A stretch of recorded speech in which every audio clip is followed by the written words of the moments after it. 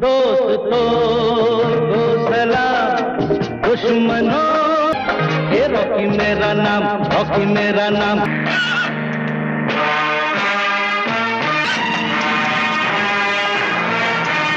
तेरे मेरे बीच में, तेरे मेरे बीच। ये किसी गरीब की मोहब्बत का सवाल है। दोस्तों, आज के अपने इस बेहद ही रोचक वीडियो में हम बात करने वाले हैं बॉलीवुड में 80s की फिल्मों से अपना डेब्यू करने वाले एक्टर्स के एंट्री सीन्स के बारे में। देखिए, 80s में बॉलीवुड के बड़े से बड़े सुपरस्टार्स ने अपना डेब्यू किया था, जिनमें सनी देओल, संजय दत्त, अनिल कपूर, जैकी श्रॉफ, कुमार गौरव और चंकी पांडे जैसे एक्टर्स शामिल हैं, जिन्होंने आगे चलकर अपने करियर में एक से बढ़कर एक परफॉर्मेंस वाली फिल्में दी और आज इनके फैंस दुनिया भर में हैं। और आपने अभी ना जाने इनकी कितनी फिल्में देखी होंगी, लेकिन क्या आप जानते हैं कि आपके चहेते सुपरस्टार पहली बार हमें बड़े पर्दे पर कौन सी फिल्म में और कौन से सीन में नजर आए थे? और सनी देओल, संजय दत्त, अनिल कपूर, जैकी श्रॉफ, कुमार गौरव और चंकी पांडे में से सबसे पावरफुल और दमदार एंट्री सीन आखिर किसका था, इसके बारे में भी हम बात करेंगे। तो वीडियो को पूरा देखते रहिए, एक एक करके हम इनके एंट्री सीन्स के बारे में जिक्र करेंगे और आखिरी में मैं अपना फेवरेट एंट्री सीन बताऊंगा कि मुझे सबसे अच्छी एंट्री आखिर किसकी लगी थी। तो चलिए शुरुआत करते हैं संजय दत्त यानी कि संजू बाबा के एंट्री सीन के बारे में, जो कि बॉलीवुड के जाने माने एक्टर सुनील दत्त साहब के बेटे हैं। तो संजय दत्त को शुरुआत से ही पढ़ाई लिखाई में कोई खास दिलचस्पी नहीं थी और आगे चलकर तो वो कई नशीली दवाओं का सेवन भी करने लगे थे। तो यहाँ पर आपको बता दें कि संजय दत्त पहली बार हमें बतौर चाइल्ड आर्टिस्ट साल 1971 में अपने पिता की फिल्म रेशमा और शेरा में नजर आए थे, जिसमें संजय दत्त हमें एक कव्वाली सिंगर बने हुए नजर आए थे, जहाँ पर उन्होंने एक कुर्ता पैजामा पहना हुआ है, ब्लैक कलर की कोटी पहनी है और एक टोपी लगाई है। तो ये वो पहला सीन था जब संजय दत्त हमें बड़े पर्दे पर नजर आए थे।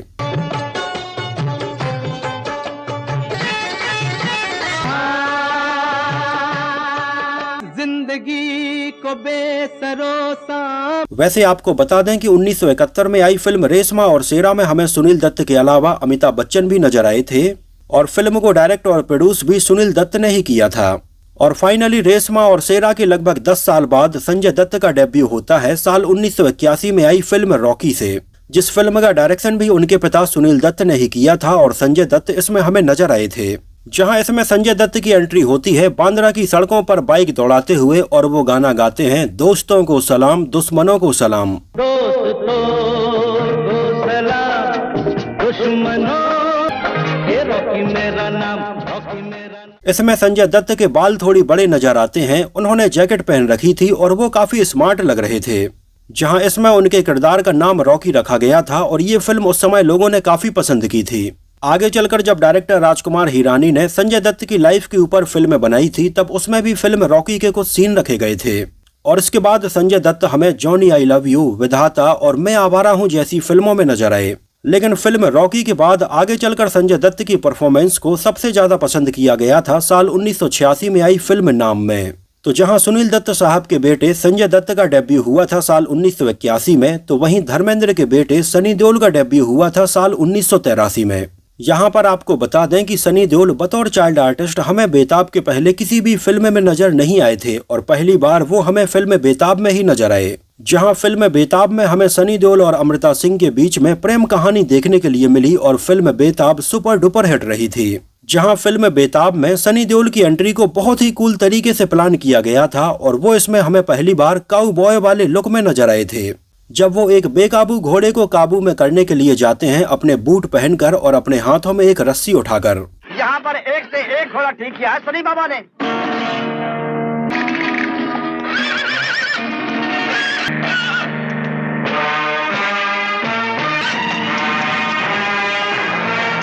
जिसमें सनी देओल बहुत ही स्मार्ट लग रहे थे और उनका लुक बहुत अच्छा लग रहा था।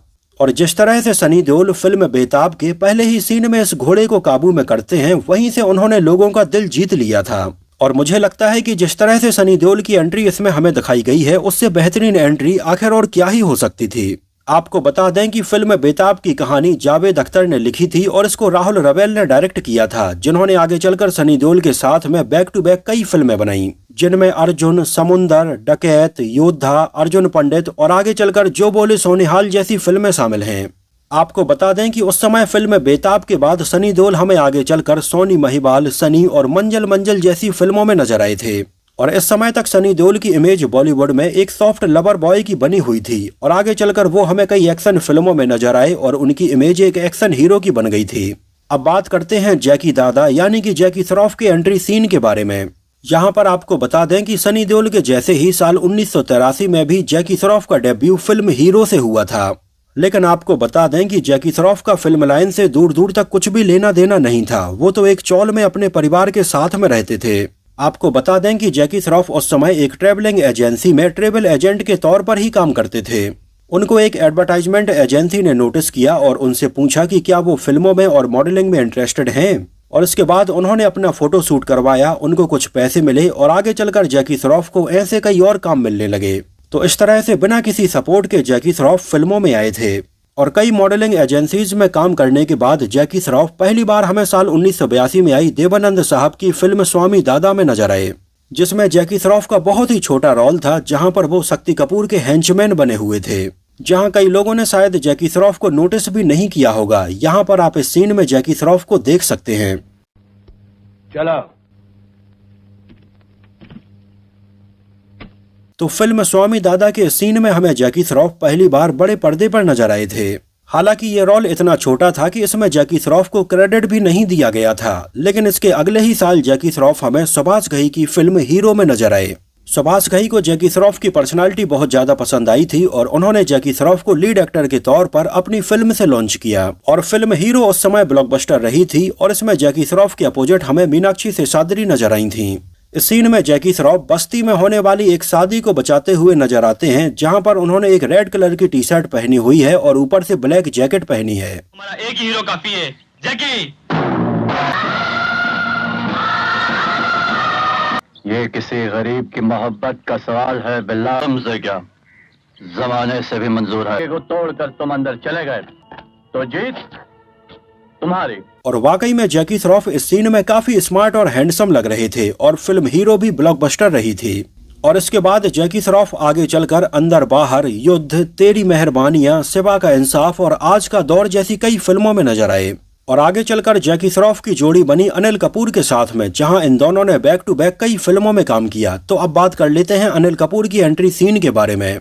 अनिल कपूर जो कि जाने माने फिल्म प्रोड्यूसर सुरेंद्र कपूर के बेटे हैं और बोनी कपूर के छोटे भाई हैं। यहाँ पर आपको बताते चलें कि उनके पिता सुरेंद्र कपूर एक प्रोड्यूसर जरूर थे, जिन्होंने कई फिल्में प्रोड्यूस की, लेकिन उनके द्वारा प्रोड्यूस की गई कई फिल्में नहीं चल पाईं और उनकी लाइफ में काफी स्ट्रगल रहा, यहाँ तक कि वो आगे चलकर राज कपूर साहब के गैरेज में रहने लगे थे। खैर, आगे चलकर उनके बड़े बेटे बोनी कपूर ने अपने परिवार को संभाला और कई फिल्में प्रोड्यूस की। हालांकि पहले बोनी कपूर ने भी बतौर एक्टर अपने करियर की शुरुआत की थी और एक फिल्म में वो हमें अमिताभ बच्चन के बॉडी डबल के तौर पर भी नजर आए थे। ये फिल्म थी द ग्रेट गैम्बलर। लेकिन आगे चलकर बोनी कपूर को ये पता चल गया कि एक्टिंग में उनकी कोई भी दिलचस्पी नहीं है। लेकिन धीरे धीरे बोनी कपूर को इस बात का एहसास होने लगा कि उनके छोटे भाई अनिल कपूर को एक्टिंग में काफी दिलचस्पी है। लेकिन उस समय बोनी कपूर के पास में इतने पैसे नहीं थे कि वो अपने छोटे भाई अनिल कपूर को लेकर एक बड़ी फिल्म बना पाए। तो अनिल कपूर का स्ट्रगल भी किसी न्यू कमर से कम नहीं रहा, जहां उन्होंने अपने करियर के स्टार्टिंग में कई फिल्मों में छोटे छोटे रोल्स निभाए। जहां तक कि करियर के स्टार्टिंग में उन्होंने तेलुगु और कन्नड़ा फिल्मों में भी काम किया और पहली बार अनिल कपूर ने बतौर चाइल्ड आर्टिस्ट काम किया था साल 1971 में आने वाली शशि कपूर साहब की फिल्म तू पायल में गीत में, जिसमें उन्होंने शशि कपूर के बचपन वाला रोल निभाया था। लेकिन अफसोस कि ये फिल्म पूरी बनकर कंप्लीट हो गई, लेकिन आज तक रिलीज नहीं हो पाई। खैर, आगे चलकर अनिल कपूर हमें पहली बार नजर आए संजीव कुमार और राखी गुलजार की फिल्म हमारे तुम्हारे में। उमेश मेहरा ने फिल्म का डायरेक्शन किया था, FC मेहरा ने फिल्म को प्रोड्यूस किया था और अनिल कपूर इसमें हमें साइड रोल में नजर आए थे। ये वही फिल्म थी जिससे जाने माने एक्टर राकेश बेदी ने भी अपना डेब्यू किया था। हालांकि ये फिल्म बहुत अच्छी थी, लेकिन अफसोस कि ये फिल्म आज तक यूट्यूब पर अवेलेबल नहीं है और आप में से शायद कई लोगों ने ये फिल्म देखी भी नहीं होगी। और इसके अगले ही साल 1980 में अनिल कपूर ने अपना डेब्यू किया था तेलुगु फिल्म वामसा वृक्षम से, जिसको जाने माने डायरेक्टर बापू ने डायरेक्ट किया था और इसमें अनिल कपूर का एंट्री सीन था ये। Good morning miss Karuna, how do you do? I am sick. और उस समय अनिल कपूर की ये तेलुगु फिल्म काफी चली थी और इसके बाद अनिल कपूर हमें नजर आए थे 1980 में ही फिल्म एक बार कहो में। आपको बता दें कि राजश्री प्रोडक्शन के बैनर तले बनी इस फिल्म में भी हमें लीड रोल में नवीन निश्चल और शबाना आजमी नजर आए थे। और इसमें अनिल कपूर हमें सपोर्टिंग रोल में नजर आए थे। कम ऑन जसपाल, हमें यहाँ नहीं रहना। नहीं अमित, नहीं यार, नहीं। Come on Jaspal please. और इसके बाद अनिल कपूर हमें एक मल्टी स्टारर फिल्म हम 5 में नजर आए। इसके बाद कहां से गुजर गया में, शक्ति में और कन्नड़ा फिल्म पल्लवी अनु पल्लवी में नजर आए।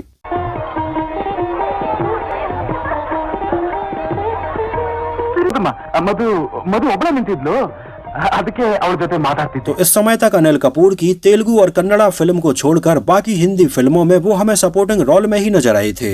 और फाइनली अनिल कपूर हमें साल 1983 में आई फिल्म वो 7 दिन में नजर आए, जहां उन्होंने पहली बार लीड रोल निभाया। और वो 7 दिन एक बहुत अच्छी फिल्म थी, जिसमें अनिल कपूर की एंट्री होती है एक हारमोनियम को लेकर, और इसमें उनके किरदार का नाम होता है प्रेम प्रताप पटियाला वाले। और ये फिल्म उस समय काफी चली थी, जिसमें अनिल कपूर के अपोजिट हमें पद्मिनी कोल्हापुरी नजर आई थी और फिल्म का डायरेक्शन भी बापू ने किया था। तो इसके पहले अनिल कपूर अपनी ज्यादातर फिल्मों में हमें सपोर्टिंग रोल निभाते हुए ही नजर आ रहे थे, इस वजह से उनकी एंट्री सीन कुछ खास नहीं थी। तो हम अनिल कपूर की फिल्मों में ऑफिशियल एंट्री मान सकते हैं फिल्म वो 7 दिन से, जो एंट्री भी बहुत ही साधारण थी और ये कोई बहुत स्टाइलिश एंट्री नहीं थी। तेरे मेरे बीच में, तेरे मेरे अनजाना काय का गुरु, तुम भी पटियाले के और अपन भी पटियाले के। ओए होए होए होए, क्या तुन बनाई है लक्ष्मीकांत प्यारलाल जी ने, है ना, कि मकान मिल जाने दे रहने को, फिर अपने हाथ से पका के खिलाएंगे। अब बात करते हैं फिल्मों में गोविंदा के एंट्री सीन के बारे में, जिनके परिवार का भी फिल्म लाइन से दूर दूर तक कुछ भी लेना देना नहीं था। उनका परिवार मुंबई के पास में विरार में रहता था और काफी आर्थिक तंगी से गुजर रहा था। आपको बता दें कि उनके पिता अरुण कुमार भी फिल्मों में हीरो बनने के लिए आए थे और उन्होंने लगभग 30 फिल्मों में बतौर एक्टर काम भी किया, जहां वो महबूब खान की साल 1940 में आई फिल्म औरत में भी नजर आए थे। लेकिन लगातार उनकी फिल्में फ्लॉप होती चली गईं और वो काफी फाइनेंशियल प्रॉब्लम से गुजरने लगे थे। इस वजह से उस समय गोविंदा के परिवार को मुंबई छोड़कर विरार में रहना पड़ा था। यहाँ पर आपको बताते चलें कि गोविंदा टोटल 5 भाई हैं और गोविंदा अपने परिवार में सबसे छोटे थे। और गोविंदा शुरुआत से ही डांस के शौकीन थे। उन्होंने साल 1982 में आई मिथुन चक्रवर्ती की फिल्म डिस्को डांसर देखी और उनके जैसा डांस करने की कोशिश की और धीरे धीरे गोविंदा ने बहुत अच्छा डांस सीख लिया था। इस समय तक गोविंदा कई और जगह भी ऑडिशन दे रहे थे। यहाँ पर आपको बताते चलें कि उस समय आने वाली महाभारत में गोविंदा को अभिमन्यु का रोल भी ऑफर हुआ था। उस समय गोविंदा ने इस रोल के लिए अपना ऑडिशन दिया था और उन्हें इस किरदार के लिए फाइनल किया ही जा रहा था कि इसी समय गोविंदा को एक बॉलीवुड फिल्म ऑफर हो गई। ये फिल्म थी एक्ट्रेस खुशबू के अपोजिट तन बदन और ये गोविंदा के करियर की ऐसी पहली फिल्म थी जिसको उन्होंने साइन किया था।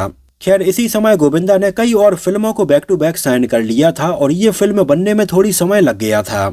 और फाइनली गोविंदा की साल 1986 में आई फिल्म लव 86 बनी उनकी डेब्यू फिल्म, जिसमें गोविंदा के साथ में हमें नीलम, फरहानाज और रोहन कपूर नजर आए थे। और इसमें गोविंदा का एंट्री सीन था ये।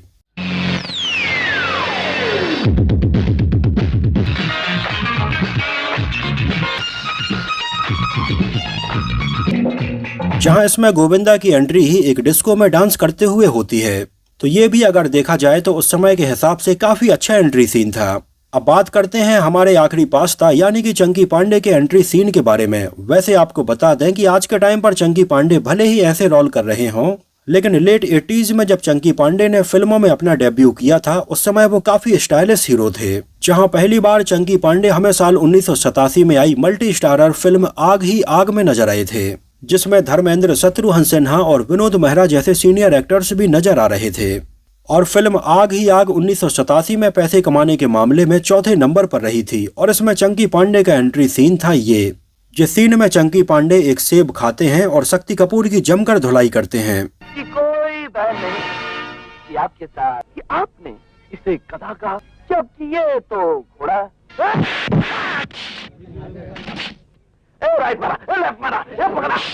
खैर चंकी पांडे को लोगों ने काफी पसंद किया, लेकिन वो आगे चलकर लीड एक्टर के तौर पर उतने पॉपुलर कभी हो ही नहीं पाए और वो ज्यादातर हमें मल्टी स्टारर फिल्मों में सपोर्टिंग रोल निभाते हुए ही नजर आए।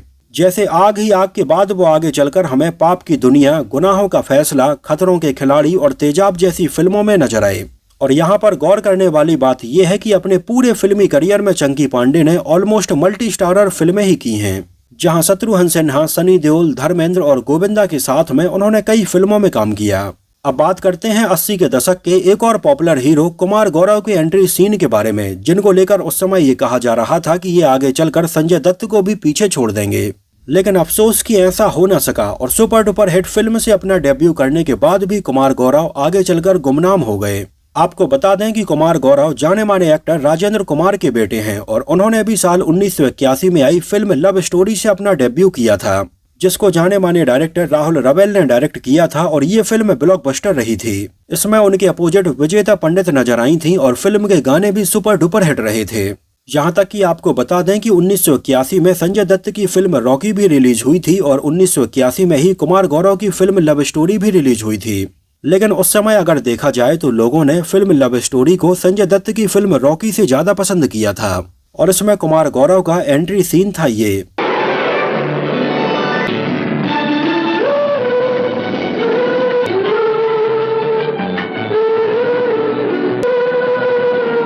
जहां कुमार गौरव हमें एक येलो कलर के चार्टर्ड प्लेन में बैठे हुए नजर आते हैं और उनका एंट्री सीन भी बेहतरीन था।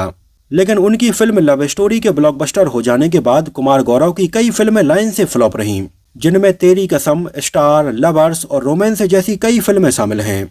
खैर आगे चलकर साल 1986 में कुमार गौरव और संजय दत्त की साथ में आई फिल्म नाम को लोगों ने काफी पसंद किया था और इसके बाद भी कुमार गौरव हमें कई फिल्मों में नजर आए, लेकिन वो ज्यादा सफल नहीं हो पाए और उन्होंने बॉलीवुड को अलविदा कह दिया था और आखिरी बार वो हमें यादगार फिल्म कांटे में नजर आए थे। तो दोस्तों ये तो बात हुई बॉलीवुड के ऐसे 7 एक्टर्स के बारे में जिन्होंने 80s में अपना डेब्यू किया था, जिनमें सनी देओल, संजय दत्त, अनिल कपूर, जैकी श्रॉफ, कुमार गौरव, संजय दत्त और चंकी पांडे जैसे एक्टर्स हैं। तो यहाँ पर हमने सबके एंट्री सीन देखे। अब मैं बताता हूँ कि मुझे सबसे अच्छी एंट्री किसकी लगी थी। तो वैसे अगर देखा जाए तो फिल्मों में डेब्यू करने की सबकी कंडीशन अलग थी और सबकी पहली फिल्म भी काफी अलग थी। लेकिन यहाँ पर अगर मैं सबसे स्टाइलिश एंट्री की बात करूं जो मुझे पर्सनली काफी पसंद आई थी तो वो थी सनी देओल की एंट्री फिल्म बेताब में, जिसमें सनी देओल हमें एक काउबॉय वाले लुक में नजर आए थे और वो एक घोड़े को काबू में करते हैं।